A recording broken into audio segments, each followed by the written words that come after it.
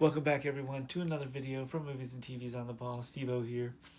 And Jay and I did a podcast talking about the first and second episode, because it was a two-parter, of Buffy the Vampire Slayer, the television series from uh, from Joss Whedon with Sarah Michelle Gellar and as I was looking through the online video store, I found it originally on HBO Max, Buffy the Vampire Slayer, but they recently put it on Disney Plus slash Hulu, where this one pretty much um, is kind of has the same basics storyline of how Buffy's the chosen one after years of being in kind of a part of a team. She so so she's part of a long line of Slayers, and the beginning of the film, she's the cheerleader. She is a cheerleader. She's with her friends with a young Hilary Swank. There's a lot of young '90s kids in this film, but young Hilary Swank, and she's kind of a cheerleader when all of a sudden Donald Sutherland, or President Snow, um, comes by and tells her that you are the chosen one that will kind of rid the vampires. And she doesn't believe him. And then strange things starts kind of happening. And then he starts kind of training her. And it's a really good kind of film to kind of get your teeth sunk into kind of the Buffy the Vampire Slayer lore in a way. I think it worked pretty good. I think she's not as captivating um, as Sarah Michelle Gellar, but I think that with Buffy the Vampire Slayer, the television series, it really felt like a continuation of this movie. I liked the fact that um, you had Luke Perry, who was from 90210, kind of plays the love interest, and that there is, and I like Donald Sutherland as kind of the mysterious guy who is going to train her, and she's the long line of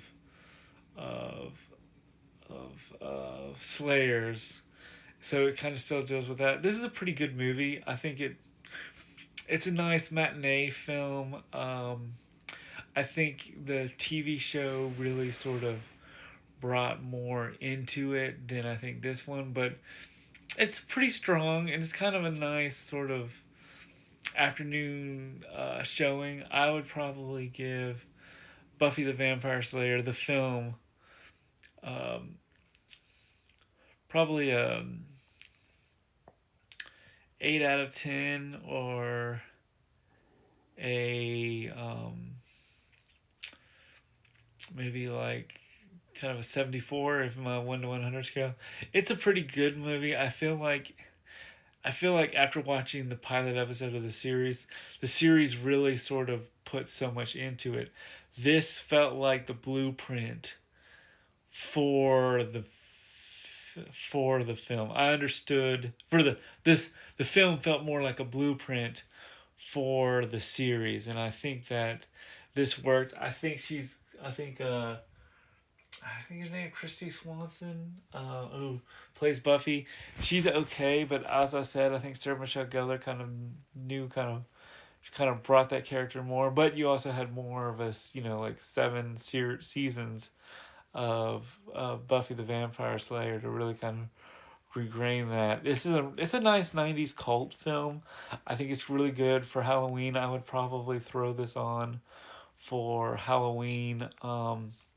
Maybe as maybe after you watch, like, sort of, I Know What You Did Last Summer, this would be something in the line of a nice teen friendly film. Maybe like I'd probably put this with an episode of Sabrina the Teenage Witch back to back. I feel like this was a pretty decent film. I think it came out in 1992, so this film was sort of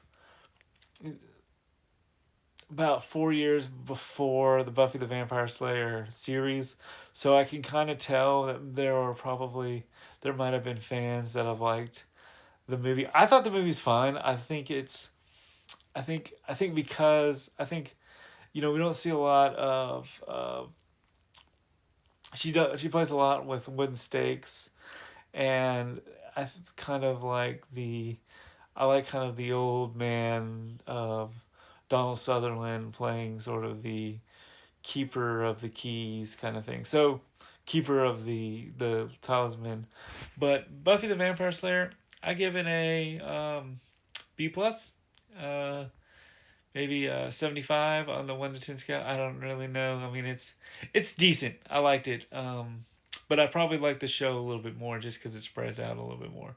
But that's my look at Buffy the Vampire Slayer, the film. Let me know in the comments below. Have you seen this film? Do you know anything about it? Did you like it?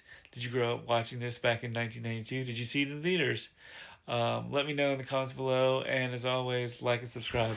Peace.